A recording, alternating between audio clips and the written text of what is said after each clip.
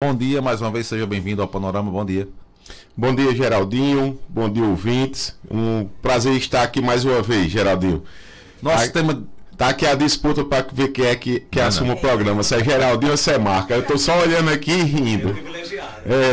Pois é. Nosso tema de hoje é animal na idade idosa, né? Quais são os principais cuidados? Inclusive, você pode interagir conosco, mandar para cá a sua pergunta, 99205-3030. Doutor Robson, quais são os principais cuidados para o animal na idade idosa? Geraldinho, o importante também para gente dizer os animais, antigamente mesmo, tinha-se a ideia que um cão ele ia viver aí aproximadamente 5 anos, 7 anos, era a vida média dos cães de antigamente. Hoje em dia, os cães, em virtude dos cuidados que estão tendo com a saúde, os cuidados, as vacinas que foram lançadas, as medicações que foram lançadas, os equipamentos das clínicas veterinárias, as especializações dos profissionais médicos veterinários, a alimentação mais saudável, a preocupação das pessoas, os animais terem se transformado muitas vezes em um ente familiar, quer dizer, faz parte da família, fez com que ocorresse uma longevidade maior desses animais. A maioria desses animais que teoricamente morriam antigamente com 5, 7 anos, hoje eles estão vivendo por 15, 16, 17. Eu tenho a paciente mais velha, paciente mais longeva, que tem uma longevidade maior que eu atendo, ela tem 24 anos de idade, tá? O cão mais velho do mundo morreu ano passado com 35 anos de idade. Então, esse paradigma que se tinha, que os cães morriam quando completasse 5, 7 anos de idade, que não criasse cão porque ele morria rápido, não criasse gato porque gato morre rápido. Então, isso daí já está caindo por água abaixo. Claro que os cães e os gatos vão viver menos, tá, do que os seres humanos. Teoricamente, isso aí é verídico, tá? Porque a vida média hoje do ser humano, ela ultrapassou, já está aí passando de 60 anos de idade, 70 anos de idade, né? Então isso daí vai fazer com que, obrigatoriamente, pai e mãe enterrem filho, né? Se estão criando cão e gato como filho. Agora, os cuidados que deve se ter, né? Primeira coisa que você tem que saber é que o futuro do seu animal passa pela infância, né? O futuro do seu animal passa pelo período que ele nasceu, desde que ele nasceu. Então, se ele nasceu já doente, existem várias doenças, exemplo, o calazar, já está comprovado cientificamente que filhos de mãe que tem a calazar, em até 2 anos, esses filhotes de cão vão ter calazar. Então, se você já cria um animal que já nasce doente, consequentemente, ele vai ter uma longevidade muito menor do que os outros animais. Os cuidados que você tem de ter as vacinações periódicas, as vermifugações periódicas. Ter cuidado, Marcos, por incrível que pareça, com a boca desses animais. Por quê? Porque onde entra o alimento é pela boca, né? Então, se o animal tem uma boca podre, né? Se seu animal tem uma boca aí cheia de bactérias, cheia de placas bacterianas, de tártaros, né? Consequentemente, ele vai fazer ingestão de bactérias a todo momento e vai apresentar quadros de diarreia, vai apresentar quadros de infecção intestinal, de infecção renal, de infecção cardíaca, né? Dando endocardioses valvares. Então, é um conjunto de coisas. Outra preocupação que existe com animais idosos, né? Hoje a gente está falando quanto à questão de saúde. Então, você fazer exames periódicos para ver se seu animal ele tem ou não alteração a nível de rins, alteração a nível de fígado, porque a maioria hoje, principalmente dos felinos, eles estão indo a óbito nas clínicas em virtude de insuficiências renais. Aí Quando você vai fazer os exames dos animais, está ali alterado ureia, creatinina, SDMA, né, que são as enzimas que a gente faz, os marcadores que faz a avaliação renal desses animais.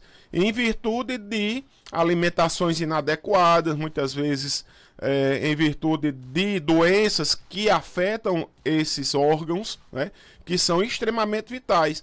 Os órgãos vitais para o organismo do animal, aí vamos lá, sistema renal, sistema hepático, né, rins, fígado, aí coração, vem a parte de neurológica, né, claro que é a principal, que é quando ocorre a morte cerebral. Então isso daí faz com que a gente tenha uma boa longevidade desses animais. Se você tem cuidado com as vacinações, se você tem cuidado com a alimentação de boa qualidade, se você tem cuidado em fazer exames periódicos para o seu animal, se você tem cuidado com a boca, né, e cuidados com acidentes que possam acontecer, aí quando a gente fala acidentes que possam acontecer, lembre-se que vários cães idosos começam a apresentar problema na visão, que seja cataratas, que seja de mácula, tá? E, consequentemente, eles não conseguem enxergar mais, ver os objetos, ver se ali tem uma escada, então eles podem se acidentar em cair, eles podem ir na rua e um carro bater porque ele não consegue se defender, porque ele não consegue ver, começa a bater em objetos e aí por diante. Então, se você tem todos esses cuidados que cercam, né, esses cuidados vão cercar esse animal para que ele possa ter uma longevidade maior. Hoje em dia, animais de 15 anos, 16 anos, 17, 19, eu até também na clínica a gente brinca quando diz: eu não vou mais operar minha cadela, porque minha cadela tem 15, 16, 17 anos. Pessoal, isso hoje pra gente 15, 16, 17 é uma jovem. Por quê? Porque hoje os cuidados da profissão, as anestesias que existem, o suporte que existe dentro de um centro cirúrgico, ele dá a retaguarda, ele dá, não é a garantia, mas ele dá a segurança que o animal vai ter um bom procedimento cirúrgico, se necessário for. Tem pergunta aqui no nosso WhatsApp, 992053030. Vamos lá, bom dia. Bom dia, Dr. Robson. Bom dia, Marcos Danta. Eu gostaria de fazer uma pergunta ao Dr. Robson.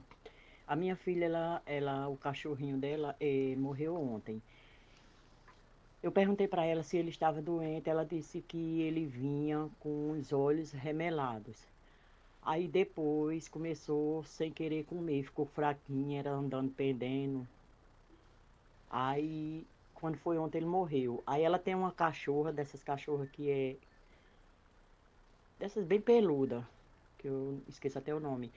E ela ligou ontem para mim, bem aperreada, disse que essa cachorra está começando a remelar os olhos. Aí eu gostaria de saber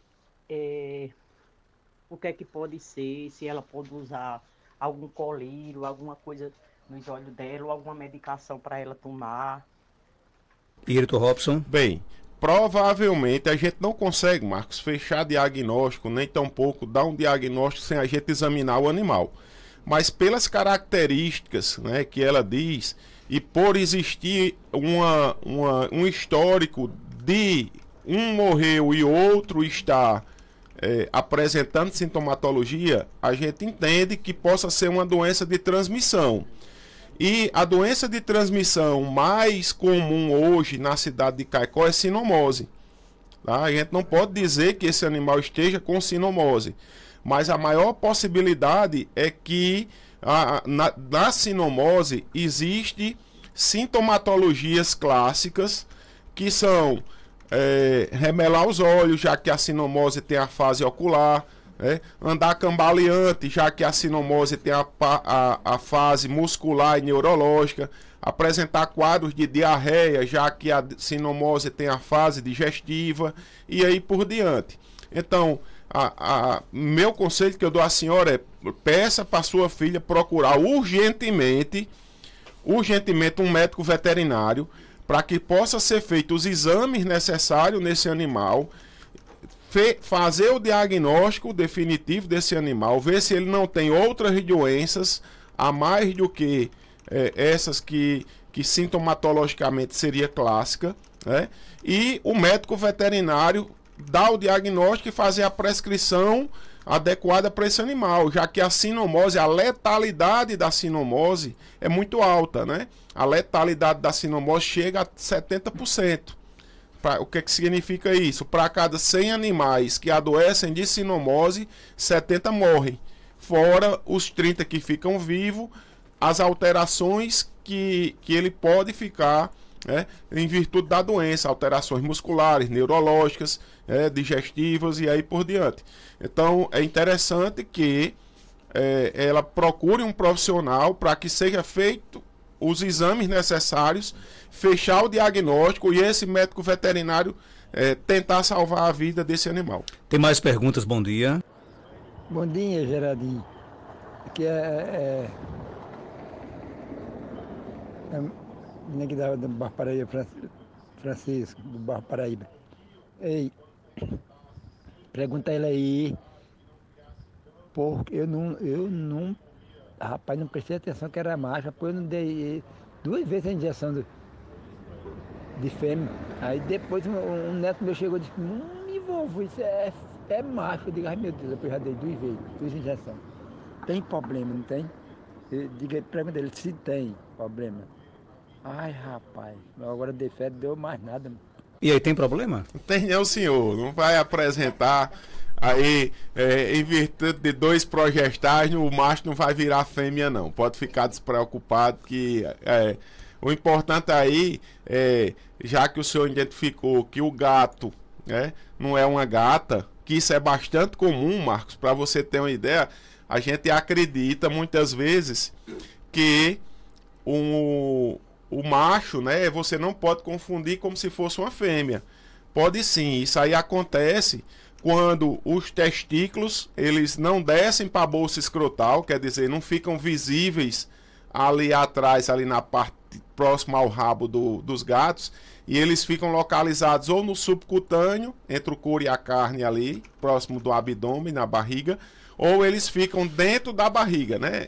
Os testículos, eles vulgarmente, eles não descem, tá? Então, você acredita muitas vezes que aquele macho é uma fêmea. E existem cirurgias para você fazer essa reparação do monorquidismo ou criptorquidismo. Então não vai ter problema, já que o senhor vacinou, não seria uma vacina, né? São medicações progestágenas, não vai causar problema para esse animal. Tem mais perguntas? Bom dia. Bom dia, Marcos Dante. Eu tinha um gato que morreu com 22 anos. Diga aí o doutor aí. O gato que morreu com 22 anos. Olha aí, Marcos. Veja só. Você imagine que ele deu provavelmente 22 anos de alegria para essa pessoa. Só quem cria animal, né? A gente sabe que muitas vezes dão trabalho, destrói um objeto que você queria bem, destrói um pé de mesa, destrói um sapato, principalmente quando são filhotes, um gato pula, quebra uma coisa, mas a alegria de você chegar em casa, ter muitas vezes com quem você brincar, com quem você conversar, né? Imagine aí que hoje as pessoas, os filhos estão saindo de casa e quem está ficando com os pais são os animais. E são as companhias, com quem você convive, com quem você tem aquele cuidado e aquela obrigação. Isso é muito bom, principalmente para a pessoa ter responsabilidade, né? É muito bom o animal porque a criança cria responsabilidade, os adultos têm com que se ocupar em alimentar, passear. Isso aí é muito salutar para o dia a dia hoje, né? Para o convívio que hoje a sociedade está imprimindo para a gente. Olha, fazendo uma conta rápida aqui, Gelma disse que ganhou Spike com 5 anos de idade. Ela está com 60. Então isso quer dizer que Spike já tem o quê? 55 anos, rapaz, né? Marcos, você tem de perturbar Joelma, rapaz. Não sei não. Spike é um vencedor, é um guerreiro, viu? Tem mais ouvido com a gente, bom dia. Bom dia, Dora da Vila 2 de Sabugi. Bom dia, Dr. Robson e Marcos Danta. perguntar ao doutor Hobbs lá, porque eu peguei uma cachorra que apareceu aqui morrendo de fome, a gente começou a dar comer a ela, dar comer, e ela ficou bonita, gorda. Aí de repente ela deixou de comer, não quis comer, passou umas 2 semanas sem comer, comendo umas coisinhas, um pouquinho, mas já faz tempo isso, sabe? Faz bem uns 2 anos que eu tô com ela. Aí pronto, era gorda. Aí agora ela emagreceu, tá só a caveira e come. Eu boto comer 2 vezes pra ela e ela come e quer mais. Aí eu noto as unhas dela meio grandes. Será que é problema de calazar? Tô com medo de ser. Aí tô até de ver os meninos dos zoonoses pra vir tirar sangue nela pra fazer o exame. E aí, doutor Robson? Marcos, existem várias doenças que são compatíveis com o que ela fala. Primeiro, parabenizar por ela ter adotado esse animal.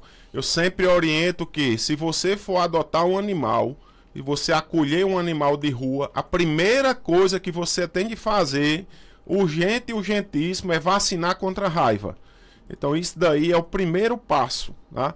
A gente tem um histórico de uma criança em Fortaleza que ela pegou um animal de rua, o animal agrediu ela, né, mordeu ela e o pai jogou o animal na rua novamente. Porém, esse cão estava doente de raiva e a criancinha morreu de raiva, tá?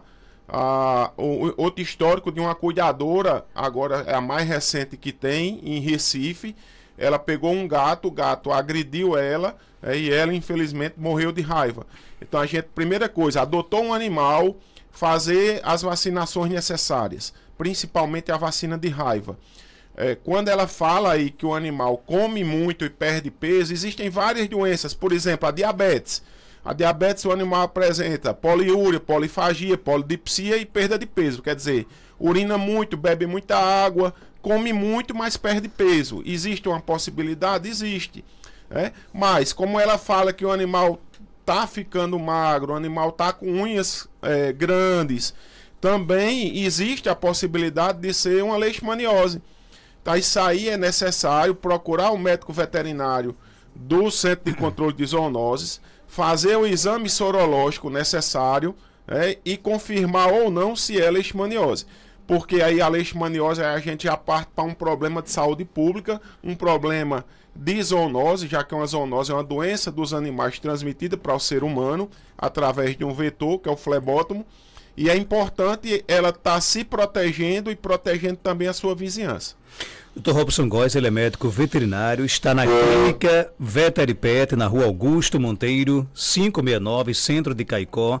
Telefone 3421-1263, WhatsApp 99962-1907, o Instagram, @Veteripet. Algo mais? Queria, Marcos, agradecer, né, parabenizar a todos os pais aí pelo domingo agora, né, Dia dos Pais, e dizer que a gente está sempre lá à disposição na Veteripet para tirar dúvidas. E quem nos segue no Instagram, agradecer também a participação ao vivo, agradecer aí as curtidas e os comentários que dão na nossa página. 8 horas, 5 minutos.